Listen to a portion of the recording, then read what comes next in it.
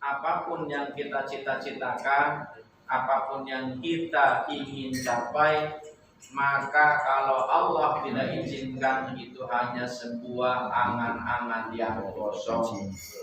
Karenanya luruskan niat, jadikan ini sebagai ibadah, maka insya Allah dengan niat kita karena Allah, sesuatu yang berat menjadi ringan, sesuatu yang ringan menjadi jauh lebih ringan.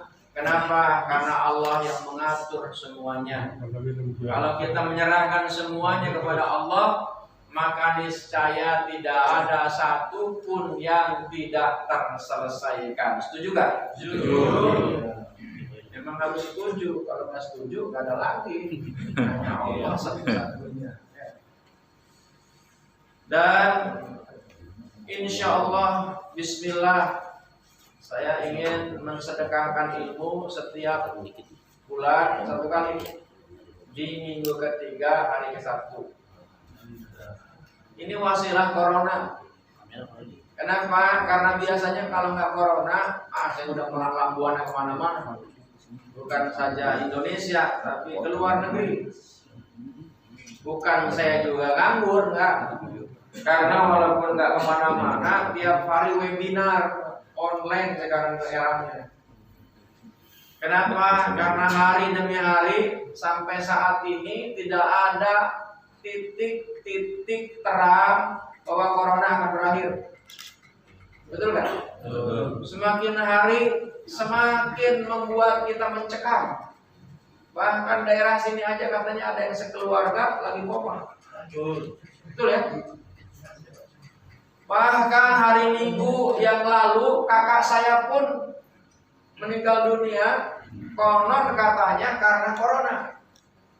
Saat ini suaminya, karena kakak saya perempuan, suaminya sedang isolasi karena hasil tesnya positif. Saya alhamdulillah memang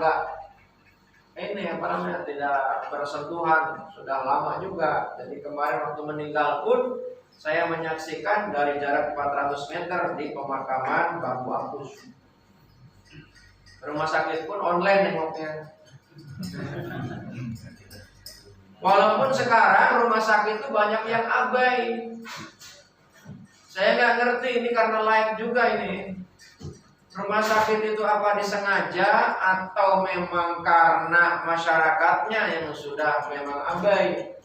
Tapi kalau memang masyarakatnya yang abai, harusnya rumah sakitnya agak ketat. Kalau memang di situ ada pasien COVID. Saya sempat juga calling atau kontak Satgas ya terkait dengan yang namanya COVID ini.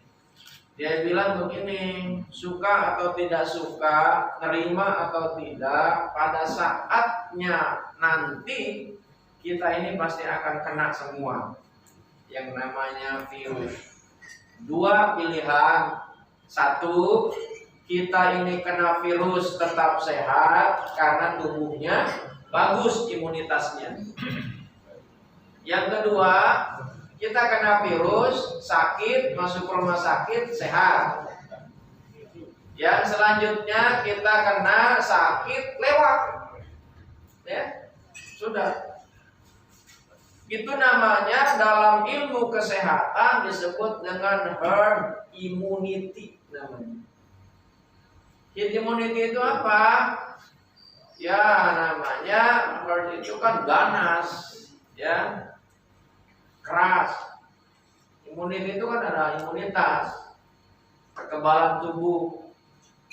Kalau kita merujuk kepada konsep ajaran Islam bahwa sesungguhnya kita ini diciptakan oleh Allah dengan fi ahsani takwim. Fi ahsani takwim ini artinya dengan sebaik-baik bentuk. Bentuk yang ini, yang sebetulnya bentuk di sini ada yang bentuk kelihatan kasat mata, fisik kita, ada bentuk yang memang memerlukan alat untuk melihatnya. Kalau yang kasat mata, fisik kita dan tubuh kita memang cantik manusia ini. Tidak ada yang namanya makhluk yang sehebat dan sekeren manusia yang diciptakan oleh Allah. Ada yang tidak kasat mata, Pak, fisik, sebaik-baik bentuk itu. Apa itu? Salah satunya yang membuat kita ini menjadi orang yang tahan terhadap berbagai macam kondisi, namanya hormon. Hormon ini yang saya tahu dari informasi ahli medis, paling tidak ada 5. Ya, walaupun mungkin banyak kalau ahli medis yang memang betul-betul dia concern di sana belajarnya. Apa ilmu, apa hormon yang ada dalam tubuh kita? Ada yang namanya serotonin. Sengaja saya sampaikan, ngerti pokoknya saya sampaikan lah.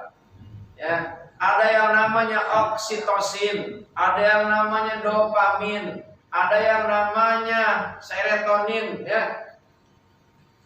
Jadi jemaah yang dimuliakan Allah Subhanahu wa taala, hormon ini memiliki fungsinya masing-masing. Ada orang ketika dia menghadapi masalah, stres sesaat, kemudian dia bisa menyelesaikan. Nah, itu karena dorongan hormon yang sudah diberikan oleh Allah.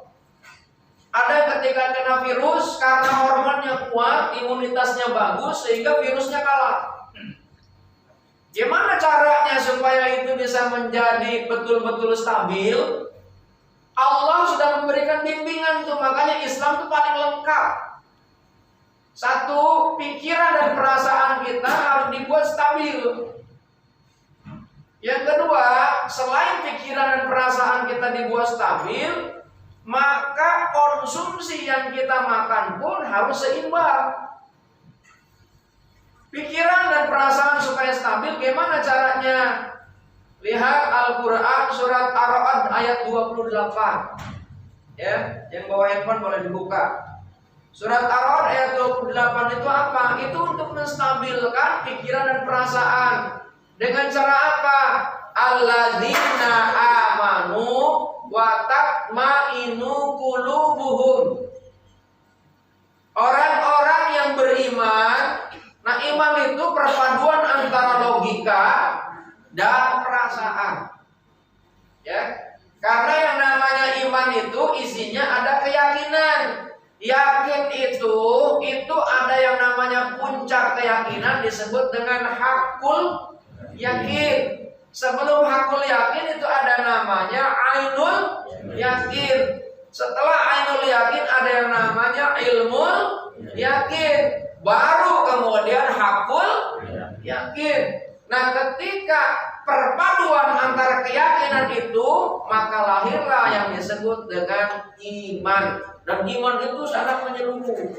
Makanya ulama mendefinisikan yang namanya iman itu atas biqalbi, aqwalu bil lisan, wa af'alu bil arkan. Ya. Itu kalau kemudian pikiran dan perasaan sudah stabil, apakah cukup? Enggak. Al-Quran memberikan bimbingan kaitan dengan konsumsi. Apa yang dibimbing oleh Al-Quran? Kulu wasrobu wala tusrifu. 1. Ya, kemudian selanjutnya kulu wasrobu halalan thayyiban. Jangan hanya sekedar halal, tapi juga baik bagi tubuh. Itu namanya keseimbangan konsumsi. Kita lihat tuh perasaan dan pikiran kita.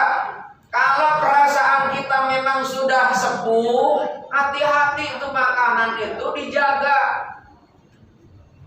Jangan karena kita pengen, itu namanya perasaan. Oh, lihat durek padahal sudah senior banget.